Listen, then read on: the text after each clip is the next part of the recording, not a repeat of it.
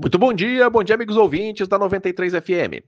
O Tribunal Superior Eleitoral formou maioria e irá considerar inelegível o vereador de Belford Roxo, no Rio de Janeiro, Fabinho Varandão, do MDB, por suposto envolvimento em uma organização criminosa na Baixada Fluminense.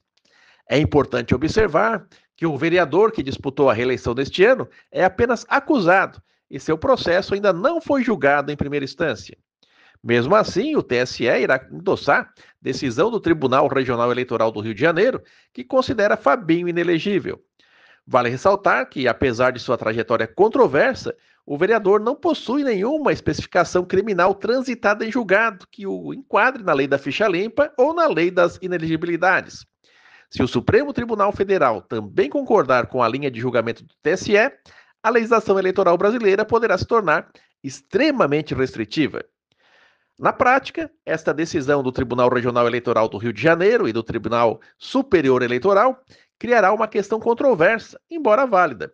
O que se argumenta é que os candidatos que responderam a processos criminais, mesmo que não tenham sido julgados, podem se tornar inelegíveis, desde que sua vida e principalmente seu passado não seja aí dos mais ilibados.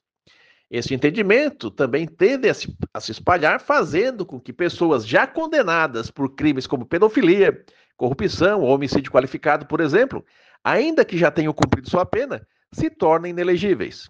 É claro que esta situação é um prato cheio para os defensores dos direitos humanos e para aqueles que consideram-se aí especialistas em ética, uma vez que a legislação brasileira é clara ao afirmar que após o cumprimento da pena, o ex-apenado não deve mais nada à justiça ou à sociedade. A Justiça Eleitoral, no entanto, está começando a rever este entendimento, baseando-se na suposição de que onde há fumaça, há fogo. O risco de injustiças, obviamente, é iminente. Imagine alguém condenado injustamente que, mesmo depois de cumprir sua pena, ainda fique à mercê de outras restrições à sua cidadania. Por outro lado, o Brasil se beneficiaria muito se pessoas já condenadas por crimes hediondos, de tráfico, de lesa-pátria ou contra a administração pública, mesmo após o cumprimento de suas penas, fossem tornadas também perpetuamente inelegíveis. Aos poucos, o Brasil poderia se livrar da bandidagem na política e começar a contar apenas com pessoas mais decentes no poder. E o governador Jorginho Melo, do Partido Liberal, deverá cumprir a agenda em nossa região no início deste ano, que vai se aproximando, 2025. Ele confirmou sua vinda ao extremo sul catarinense, a prefeita de Sombrio, Gislaine Cunha, do MDB, que foi recebida por ele nesta semana na Casa da Agronômica, em Florianópolis.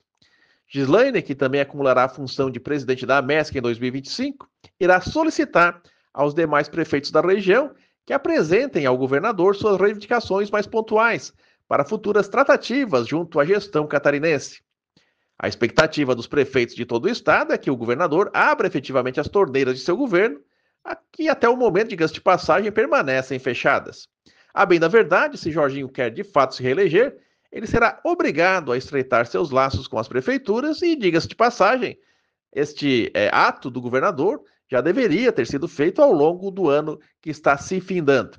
Pode ser que ele não consiga ter tempo de fazer todos os convênios que estão prometidos para os prefeitos ao longo dos próximos 2 anos, principalmente no que diz respeito à sua execução e conclusão.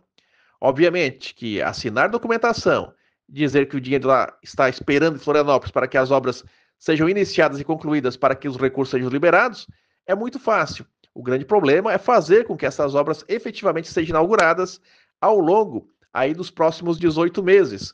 Como se sabe, no poder público, qualquer obra que se faça é extremamente burocrática. E isso pode fazer com que o governador perca a importante missão de inaugurar essas obras, dando notoriedade à sua pessoa e, obviamente, à sua candidatura, objetivando um segundo mandato nas eleições de 2026. E o deputado federal catarinense Rafael Pezente, do MDB, fez um pronunciamento contundente na tribuna da Câmara dos Deputados esta semana, criticando a suposta perseguição do judiciário aos parlamentares de direita. Ele afirmou que o judiciário, em vez de garantir a livre manifestação de pensamento, estaria em conluio com o governo do presidente Lula da Silva, do PT, transformando-se em uma espécie de apêndice do partido presidencial.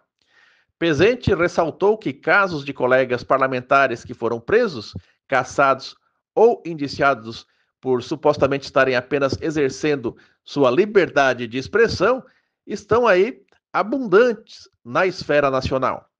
O deputado alertou que essa situação é grave e compromete os princípios democráticos, criticando o silêncio de muitos colegas diante do cerceamento à liberdade de expressão. Ele enfatizou que tal perseguição não atingia apenas indivíduos, mas um dos pilares fundamentais da democracia, que é a livre manifestação de pensamento. Um grande abraço a todos, uma excelente sequência de sexta-feira, um ótimo final de semana e até segunda-feira, se Deus quiser, neste espaço político aqui pela nossa 93 FM.